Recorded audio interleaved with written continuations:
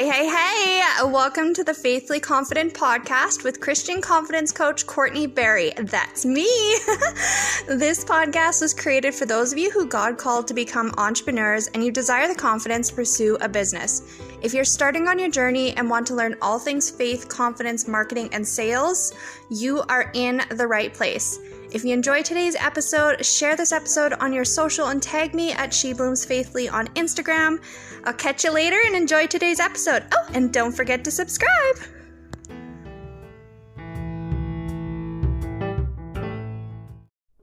Hey, you guys. Welcome back to the Faithfully Confident podcast.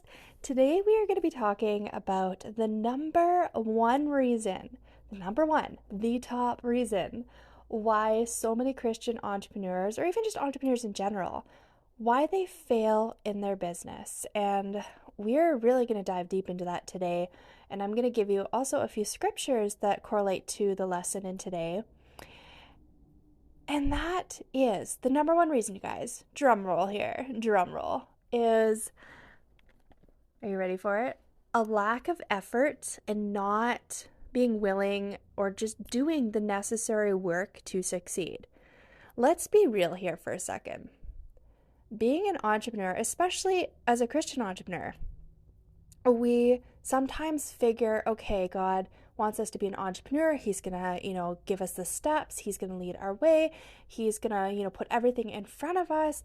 Everything's just going to work out just magically and beautifully right before our eyes. Like, we're going to wake up the next day and we're going to be successful. I wish I could tell you that was the case, but we also need to remember that, yes, God is going to lead your steps. He's going to guide you and lead you and show you the way and be that light that, tells you, okay, this is where I want you to go. This is what I need you to do. But we need to be obedient to that. We need to actually put in the work. We need to show up and take the necessary steps that he's requiring and asking us to do, which a lot of people just aren't ready to do. They, you sign up for this, say an MLM as a great example. Mind you, I've been in an MLM, I won't say which ones, but so I kind of have a little bit of a background on this, like having members of my team where you sign up for this business and you expect it to just fall into your lap beautifully and everything's going to work out. You're going to be, work from home full time. You're going to make X amount of dollars and it's going to work so perfect for the way that you visualized in your life to happen. But then suddenly you realize it's a job. You have to actually do the work. It's not as simple as people think it is to do. You actually have to put in the work. It takes a lot of dedication and perseverance in order to run a successful business, especially a successful one long term. And a lot of people are living in their fear, or they're just too lazy to put in all the work. Sometimes we don't feel like showing up, but when you don't feel like showing up at your full-time job, do you just call into work and go, oh yeah, I'm so sorry, I'm just a little too tired to work today. I'm just not feeling my best today, so I'm just not going to come in today. You would get fired. You'd get fired from your job if you kept doing that. So why is it that as entrepreneurs, we feel like we can do that in our business as well? Obviously within reason, like, yes, sometimes you're not going to feel your best. And sometimes, yes, it is okay to just not show up and say, okay, you know what, today I can't serve my audience to the best of my ability. I'm just not going to show up. I mean, for my regular listeners, you know that this episode's being recorded a few days late. And I gave myself that grace to do that because I've had a lot of stuff personally happening in my life that I feel like I've been hit with just a tornado and a torrential downpour in my life, but I'm still showing up. I just gave myself that time and that grace to still show up in a time that worked for me. But going back a few steps here, like if you did that in your full-time job, like that's the beauty of running a business is you get to create your own schedule, but you don't get to just, I run this business, so, I don't have to show up every single day and everything's going to be great. Everything's going to be dandy, sunshine and rainbows, lollipops and, flowers. Like, it's still hard work. You guys still have to treat it like a business. You still have to be those CEOs. You have to learn how to do your accounting, your finances, your marketing, your sales. It's a full-time business. So yes, you might not put in those full-time hours, but you still need to dedicate yourself to the success of your business. You are the center of your business. God is your CEO, but you need to put in that effort. You need to put in the work in order to succeed. And Proverbs 13:4, it says, "The soul of the sluggard craves and gets nothing, while the soul of the diligent is richly supplied." This verse emphasizes the importance of diligence and hard work. You still have to do the hard work, you guys. And again, that's the number one reason why most entrepreneurs fail, is they realize just how hard it is. It's hard.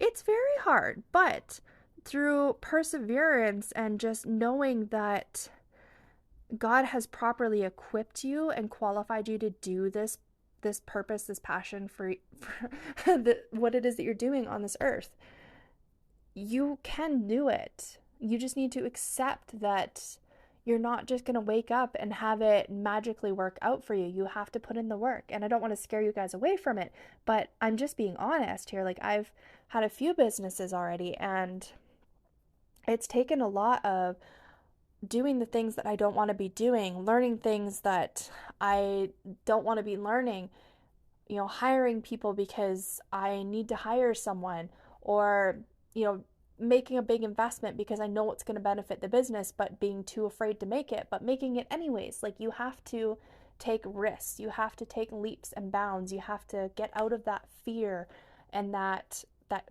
comforting place that you're in now. It's being an entrepreneur is very uncomfortable. You're going to do a lot of things in your life that, or in your business, that is going to be new to you, but it's for the long-term growth of your company, of your business. So, one of the things that I struggled with personally when I started my business was, I am one of those people, and you might resonate with this, you might not, but I'm one of those people, I don't like other people doing my stuff. I am one of those, I can do everything. I can do it myself. I can learn. I can I can grow that skill. I can learn that skill, and I can master it, and I can do it. But that takes away the time in my business for doing the things that I am really good at, the things that God equipped me to do, all the gifts and the talents and the resources that He's blessed me with. I'm not using those to its full capacity because I'm learning to do something else that He equips someone else with the skill and the knowledge and the abilities to do. So, one of the things that I struggled with when I started was hiring a team. It took me 7 years in order for me to hire my first virtual assistant. And let me tell you, it was such a great investment. It was the best investment ever, other than hiring a mentor. But she was able to do the things that I was doing that was taking so much time. She did all of my back end stuff. She helped me with my website. She helped me with my email marketing. She helped me with, reaching out to different leads and different posts and social media. I was really great at doing that, but it was very time consuming, and it was taking away from the things that I was actually really good at.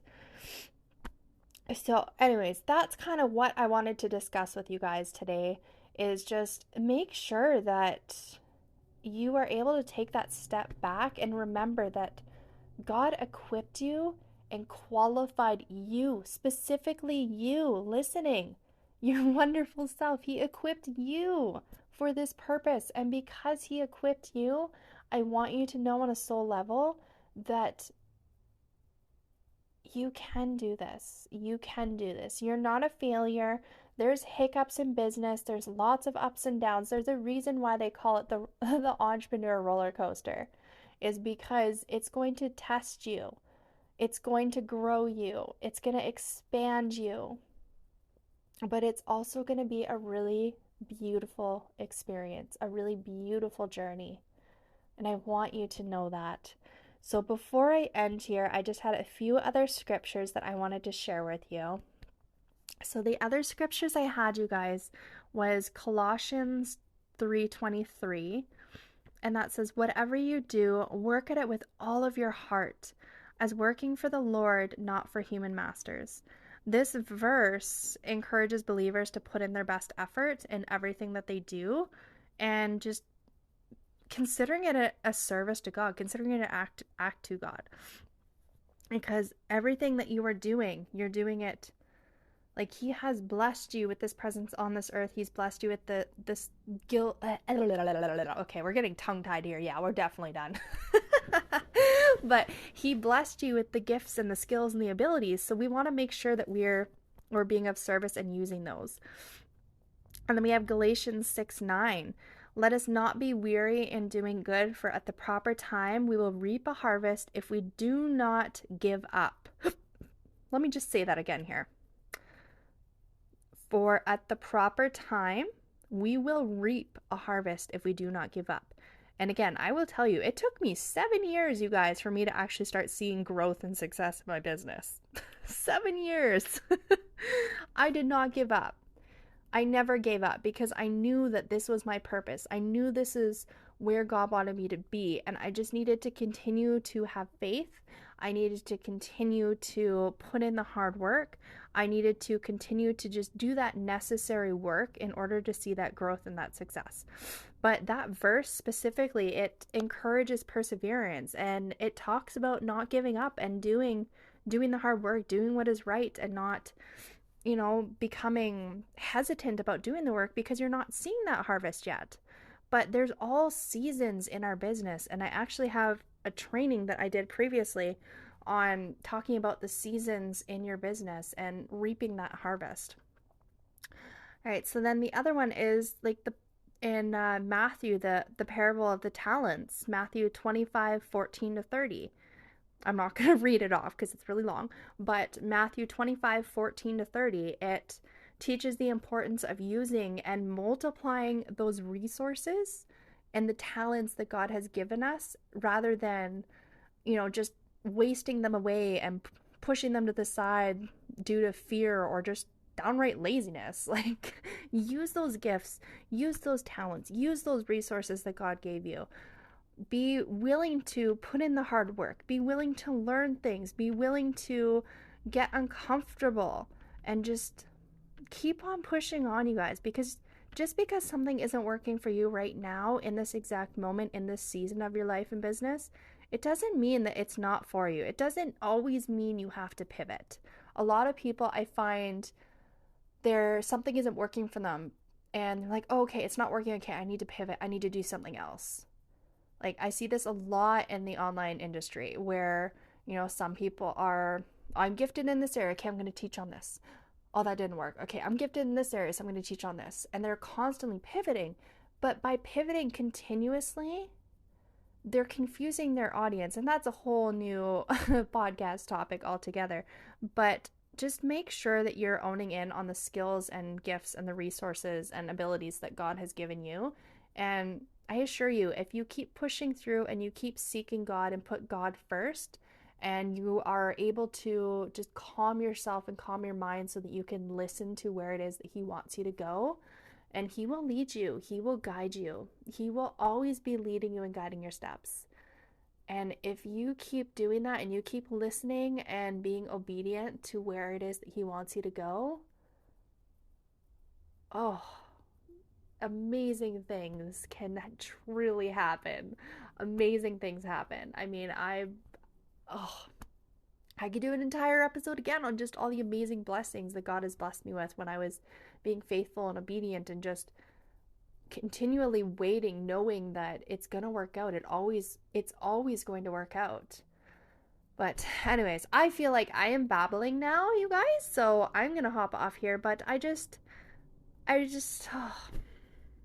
please don't give up on yourself. Please don't give up on your business. If God has called you to become an entrepreneur and you feel lost and you feel stuck and you're wondering whether or not this is actually where He wants you to be, just take a step back and just pray and ask for that guidance. Say, Lord, I am lost. I'm confused. I'm frustrated. Is this really what you want me to be doing? Because it feels like you don't want me. Like, just ask for that clarity. And I mean, you don't have to know how to pray in order to pray. Like, just have a conversation with him. Don't be shy. Don't be afraid to pray to the Lord. Don't feel like you have to know how to pray, because you know what? Just by saying, hey, Lord, thank you for the day today. Thank you for the clarity. Amen. Like, there's a prayer. Like, it's not complicated. Anyways, again, babbling, tangent, getting off track. But anyways, I love you guys. Thank you for listening to this podcast. I am so grateful for each and every listener that I have on here. And as always, I love you. God bless you. And I will see you around for next episode.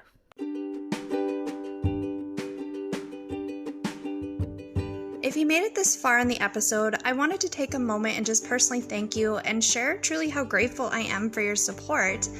I really do appreciate you more than you know. And if you'd like to show more support with the podcast, please share it with others so they can find it, post about it on social media, and don't forget to tag me at She Blooms Faithfully. I love to connect with my listeners and hang out with you guys on Instagram. It would also mean a lot to me if you took a moment and left a 5-star review and rating. Thanks again, and I will see you next week.